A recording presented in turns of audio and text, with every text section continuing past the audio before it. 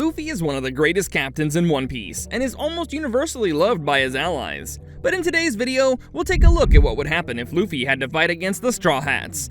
Let's start off with the navigator of the Straw Hat Pirates, and one of the most senior members of the crew, Nami.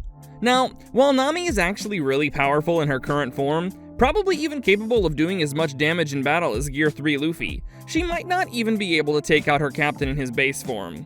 The reason for this is that Nami's most powerful attacks with her climb attack rely on using lightning, and I think you see the issue now, because Luffy is practically made of rubber.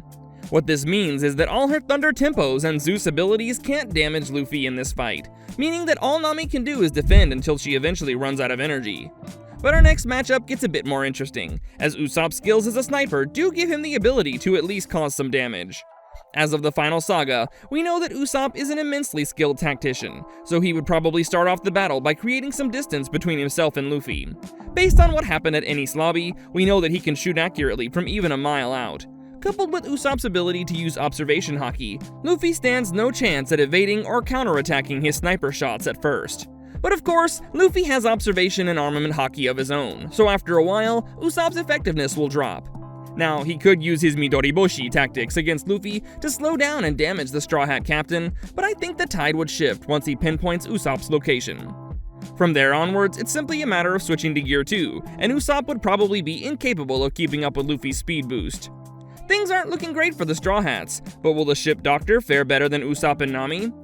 Tony Chopper's special skills primarily involve his medical capabilities, which won't really be useful in a one-on-one fight against Luffy. However, Chopper does have the abilities granted to him by the Hito no Mi, which allows him to switch between his walk point, brain point, and heavy point in battle. Chopper's combat skills vastly improved after the 2-year time skip, as he mastered the techniques that were not naturally granted by his Devil Fruit. With his guard point now being able to tank a hit from the Kraken, Chopper would hold up much better in a fight. But his only real shot at landing a blow on Luffy is to transform into the Monster Point form, which gives him the size and strength to level an entire city. While this would be too much to handle for base form Luffy, we already know that his Gear 3 Gomu Gomu no Elephant Gun can stop the rampaging Chopper in his tracks. This means that even Gear 2 would probably be too much for Chopper to handle in a serious fight. But now that we're out of the weakling trio, let's get into some characters that would actually put up a bit of a fight. Let's start off with Brook, whose use of the Yomi Yomi no Mi gave him the super unique ability to live on as a skeleton. Because Brook has no flesh or organs, he's insanely fast, and that alone would probably make him too much to handle for Luffy. Furthermore, speed isn't the only thing that Brook has going for him, as he's been shown to endure damage from heavy hitters such as Kuma and Big Mom. But Brook's biggest advantage is his swordsmanship, as Luffy is uniquely vulnerable to cutting weapons. The pirate was already a skilled swordsman before his death, and years of experience along with his training during the time skip make Brook a dangerous adversary. This means that unlike the previous crew members, Luffy will be forced to dodge Brook's attacks, a factor that will be important when we take a look at the ship's other specialist swordsmen. So how far will Brook be able to push Luffy? He'll probably be able to keep up with the pace of Gear 2, but with the gigantification boosts of Gear 3, Luffy would pack too much of a punch for Brook's gentle blade style to handle. Next up, we have Franky, and honestly, I'm not entirely sure how to go about this one. There's so much going on with this guy that no one knows what he might be hiding up his sleeve. Franky's best shot against Luffy would be to use his General Franky suit at first to wear Luffy down, and then switch to his regular BF-37 form to continue the battle. Now, while General Franky does wield a sword as well, he's just too bad with it to be a serious threat to Luffy. The real challenges in this battle would be his ranged weapons, such as the Coup de Vent and Franky Radical Beam. With all the guns and missiles and flamethrowers at his disposal, this battle would likely just be a better version of the Usopp fight, with Franky having more defense and firepower. Luffy will still probably win with Gear 3, but this battle will see him relying a fair bit more on his armament haki than in the Brook fight. Our sixth challenger is the crew's archaeologist, Nico Robin. Now, while you don't really put her among the heavy hitters, Robin is one of those characters that was already incredibly tough when she joined, owing to a lifetime spent on the run. Beyond her strength, speed, endurance, and stamina, Robin also has great mastery over the Hana Hana no Mi, and uses the ability to duplicate her body parts in creative and unpredictable ways. Just like with Nami, however, Robin faces a bad matchup with Luffy. Most of her submission holds won't work on the Straw Hat captain because his body is made of rubber. However, Robin's ability to produce gigantic versions of her limbs and incorporate Fishman karate into her attacks would still give Luffy a tough time.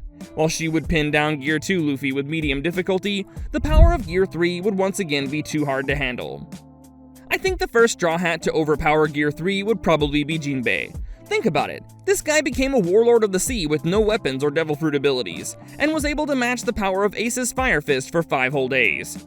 Jinbe's strength is significant even compared to other fishmen, and he has the endurance and tenacity to survive magma-enhanced punches from Akainu. On top of that, his defensive capabilities are enhanced even further by his mastery of armament haki. With years of experience in fishman karate and jujutsu, Jinbe is a combat veteran who has the raw power needed to put the brakes on Gear 3 Luffy. But I still think that Gear 4's Bound Man form would be sufficient to take him down, as Luffy's armament haki mastery is at least on par with Jinbe's, and his devil fruit abilities are more than enough to close the gap in technique and experience. So that brings us to the resident cook of the Straw Hat pirate crew, Sanji. Born to the Vinsmoke family, Sanji was already a weapon by the time he was a child, so it's no surprise that he's a formidable threat by this point. Sanji's greatest advantage in this battle is his speed and agility, as he easily outclasses Gear 2 Luffy. Put that together with his genetic enhancements and mastery of the Blackleg style, and we have a match on our hands. While Luffy is usually resistant to blunt force attacks, Sanji's Diable Jambe would force him to be a bit more careful. After the time skip, Sanji's able to coat his leg in armament haki and make his legs generate intense blue flames, resulting in the fiercely destructive Ifrit Jambe, which he used to defeat Queen. Considering Sanji's incredible mastery of observation haki, Luffy would probably have to access Gear 5 to become unpredictable enough to land a significant blow. From there onwards, things will only go downhill from Sanji, resulting in a fairly straightforward win for Luffy. And now we're finally left with Luffy's oldest crewmate, Roronoa Zoro. Will he be the only Straw Hat capable of defeating his captain? As we've discussed earlier, Zoro's incredible swordsmanship gives him a favorable matchup against Luffy, but after training for 2 years under Mihawk, he's easily one of the most dangerous swordsmen in the One Piece world. Zoro's signature King of Hell 3-sword style, along with the more esoteric 9-sword style, make him a highly unpredictable opponent. For ordinary mortals, fighting Zoro is more like going against a force of nature than a duel. On top of that, our guy is probably the most reckless character in the entire One Piece universe, being willing to take even the deadliest hits to ensure his attacks land. Furthermore, Zoro is the only other member of the crew who's capable of using all 3 types of haki. We've seen him blending Supreme King and Armament haki before to permanently scar Kaido. So, with a bunch of Luffy's advantages going out the window, will Roronoa Zoro be the one to take him down? Even though Luffy would take a ton of damage in this fight, I still think that Gear 5 will prevail, because the Mythical Zoan ability to fight however you imagine is just too broken to overcome with skill alone. But that still leaves us with one more scenario. What if all 9 Straw Hats take on Luffy at once? Believe it or not, this would actually be an easy win for the crew. The great thing about the Straw Hats is that they all make up for each other's weaknesses. Just imagine this: Zoro, Sanji, Jinbe, and Brook all charge Luffy to overwhelm him in close quarters combat. Franky and Usopp focus on ranged attacks, and they can't be stopped because Luffy is too preoccupied to go after them. Even Nami's weather manipulation comes in handy, as she can modify the winds to make life difficult for Luffy.